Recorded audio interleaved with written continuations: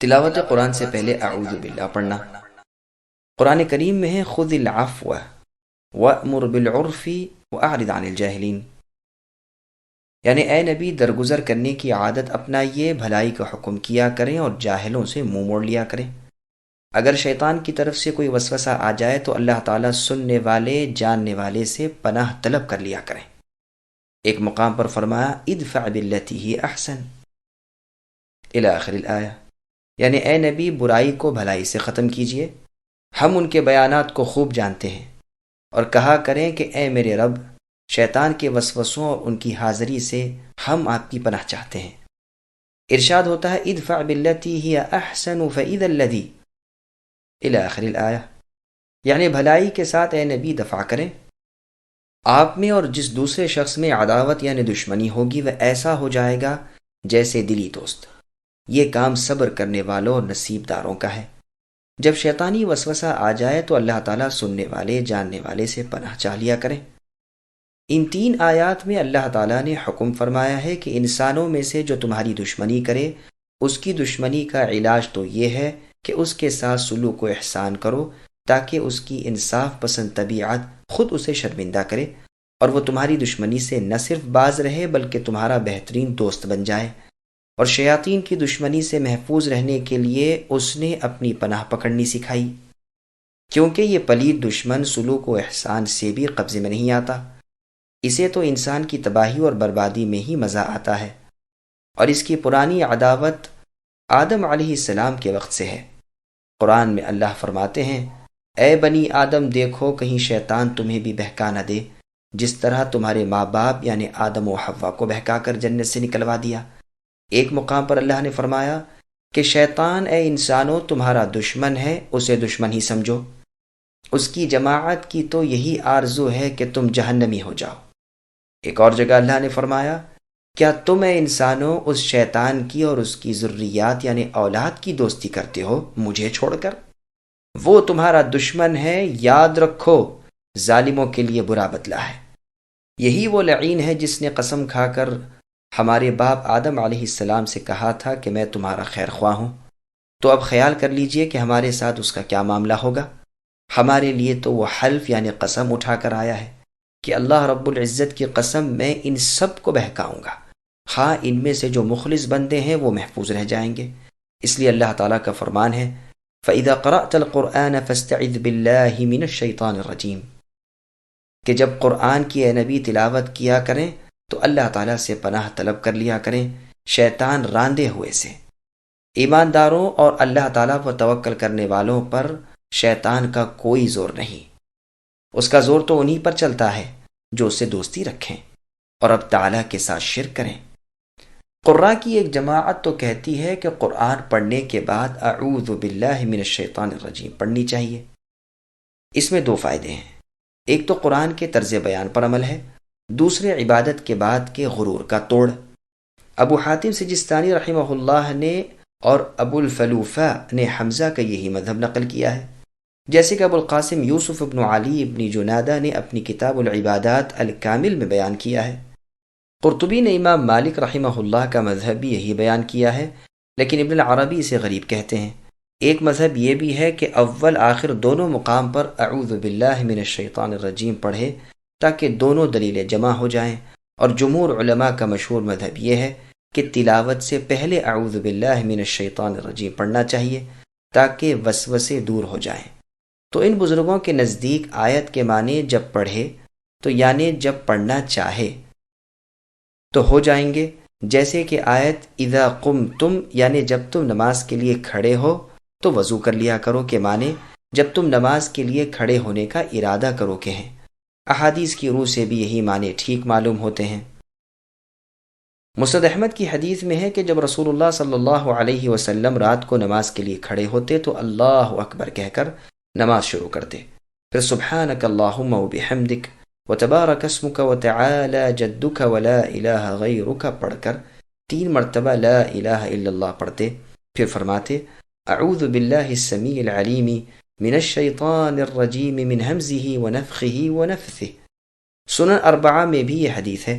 امام ترمذی فرماتے ہیں اس باب میں سب سے زیادہ مشہور یہی ہے۔ حمزی کے معنی گلا گھونٹنے کے، اور نفخ کے تکبر کے، اور نفث کے معنی شعر گوئی کے ہیں۔ ابن ماجہ کی ایک روایت میں ہی معنی بیان کیے گئے ہیں، اور اس میں ہے کہ رسول اللہ نماز میں داخل ہوتے ہی 3 مرتبہ اللہ اکبر، 3 مرتبہ الحمدللہ کثیراً، اور 3 مرتبہ سبحان اللہ بکرۃ و اصیلا پڑھتے، پھر یہ پڑھتے اللہم انی اعوذ بک من الشیطان من ہمزہ ونفخہ ونفثہ، یعنی اے اللہ بلا شبہ میں آپ کی پناہ مانگتا ہوں شیطان سے، اور اس کے گلا گھونٹنے سے، اور اس کے تکبر کرنے اور تکبر کروانے سے، اور اس کے شعر گوئی پر ابھارنے سے۔ مسند ابی اعلیٰ میں ہے کہ رسول اللہ کے سامنے 2 شخص لڑنے لگے، غصے کے مارے ایک کے نتنے پھول گئے۔ رسول اللہ نے فرمایا کہ اگر یہ اعوذ باللہ من الشیطان الرجیم کہہ لے تو اس کا غصہ ابھی جاتا رہے۔ نسائی نے اپنی کتاب میں بھی اسے روایت کیا ہے، مسند احمد، ابو داؤد، ترمذی میں بھی یہ حدیث ہے۔ اسی کی ایک اور روایت میں اتنا اضافہ اور بھی ہے کہ معاذ رضی اللہ عنہ نے اس شخص سے اس کے پڑھنے کو کہا، لیکن اس نے نہ پڑھا اور اس کا غصہ بڑھتا ہی گیا۔ امام ترمذی رحمۃ اللہ علیہ فرماتے ہیں یہ اضافہ والی روایت مرسل ہے، اس لیے کہ عبد الرحمن ابن ابی لیلہ جو معاذ رضی اللہ عنہ سے روایت کرتے ہیں، ان کا معاذ رضی اللہ عنہ سے ملاقات کرنا ثابت نہیں، بلکہ یہ 20 برس پہلے فوت ہو چکے تھے۔ لیکن یہ ہو سکتا ہے کہ شاید عبد الرحمن رحمۃ اللہ علیہ نے ابی بن کعب رضی اللہ عنہ سے سنا ہو، وہ بھی اس حدیث کے راوی ہیں، اور اسے معاذ رضی اللہ عنہ تک پہنچایا ہو۔ کیونکہ اس واقعے کے وقت تو بہت سے صحابہ رضی اللہ عنہ موجود تھے، صحیح بخاری، صحیح مسلم، ابو داؤد، نسائی میں بھی مختلف سندوں سے مختلف الفاظ کے ساتھ یہ حدیث مروی ہے۔ استعاذہ یعنی پناہ مانگنے کے متعلق اور بھی بہت سی احادیث ہیں، یہاں سب کو بیان کرنے سے بات لمبی ہو جائے گی۔ ان کے بیان کے لیے اذکار و وظائف اور فضائل اعمال کے بیان کی کتابیں ہیں، واللہ اعلم۔ ایک روایت میں ہے کہ جبریل علیہ السلام جب سب سے پہلے وحی لے کر رسول اللہ کے پاس آئے تو پہلے اعوذ پڑھنے کا حکم دیا۔ تفسیر ابن جریر میں عبداللہ ابن عباس رضی اللہ عنہما سے روایت ہے کہ پہلی مرتبہ جب جبریل علیہ السلام رسول اللہ صلی اللہ علیہ وسلم پر وحی لے کر آئے تو فرمایا اعوذ پڑھیے۔ رسول اللہ نے فرمایا استعیذ باللہ السمیع العلیم من الشیطان الرجیم، پھر کہا اقرأ بسم ربک الذی خلق۔ عبداللہ رضی اللہ عنہ فرماتے ہیں سب سے پہلی سورت جو اللہ تعالیٰ نے جبرائیل علیہ السلام کی معرفت محمد صلی اللہ علیہ وسلم پر نازل فرمائی یہی ہے، لیکن یہ اثر غریب ہے اور اس کی اسناد میں ضعف اور انقطاع ہے۔ ہم نے اسے صرف اس لیے بیان کیا ہے کہ معلوم ہو جائے، واللہ اعلم۔ اعوذ باللہ پڑھنے کے وجوب یا استحباب کے بارے میں علماء کے اقوال۔ جمہور علماء کا قول ہے کہ اعوذ پڑھنا مستحب ہے، واجب نہیں، کہ اس کے نہ پڑھنے سے گناہ ہو۔ عطا بن ابی رباح رحمۃ اللہ علیہ کا قول ہے کہ جب کبھی قرآن پڑھے استعاذے کا پڑھنا واجب ہے، خواہ نماز میں ہو خواہ غیر نماز میں۔ امام زہری رحمۃ اللہ علیہ نے یہ قول نقل کیا ہے۔ ابن سیرین رحمۃ اللہ علیہ فرماتے ہیں کہ عمر بھر میں صرف 1 مرتبہ پڑھ لینے سے وجوب ساقط ہو جاتا ہے۔ عطا رحمۃ اللہ علیہ کے قول کی دلیل آیت کے ظاہری الفاظ ہیں، کیونکہ اس میں فاستعذ امر ہے، اور عربیت کے قواعد کے لحاظ سے امر وجوب کے لیے ہوتا ہے، یعنی پس آپ اے نبی پناہ مانگ لیا کریں۔ اسی طرح رسول اللہ کا اس پر ہمیشگی کرنا بھی وجوب کی دلیل ہے، اور اس سے شیطان کا شر دور ہوتا ہے، اور اس کا دور کرنا واجب ہے، اور جس چیز سے واجب پورا ہوتا ہو وہ بھی واجب ہو جاتی ہے، اور استعاذہ زیادہ احتیاط والا ہے، اور وجوب کا ایک طریقہ یہ بھی ہے۔ بعض علماء کا قول ہے کہ اعوذ پڑھنا رسول اللہ پر واجب تھا، رسول اللہ کی امت پر واجب نہیں۔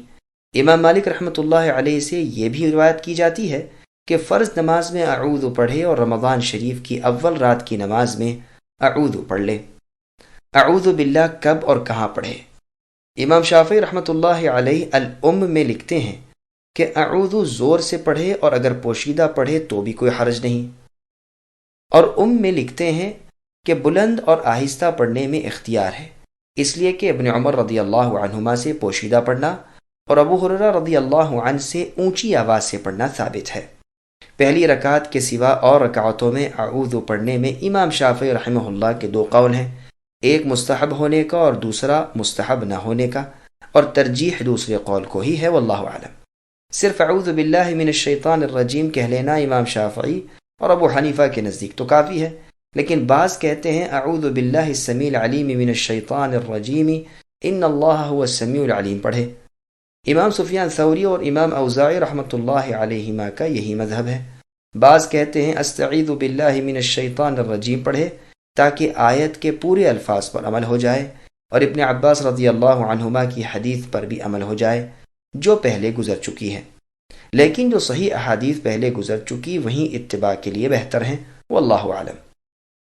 نماز میں اعوذ کا پڑھنا ابو حنیفہ اور اس کے شاگرد محمد کے نزدیک تو تلاوت کے لیے ہے، اور ابو یوسف کے نزدیک نماز کے لیے ہے، تو مقتدی کو بھی پڑھ لینا چاہیے، اگرچہ وہ قرات نہیں پڑھے گا، اور عید کی نماز میں بھی پہلی تکبیر کے بعد پڑھ لینا چاہیے۔ جمہور کا مذہب ہے کہ عید کی تکبیریں مکمل کرنے کے بعد پھر اعوذ باللہ من الشیطان الرجیم پڑھے، پھر قرات پڑھے۔ اعوذ باللہ پڑھنے کے فوائد۔ اعوذ میں عجیب و غریب فوائد ہیں۔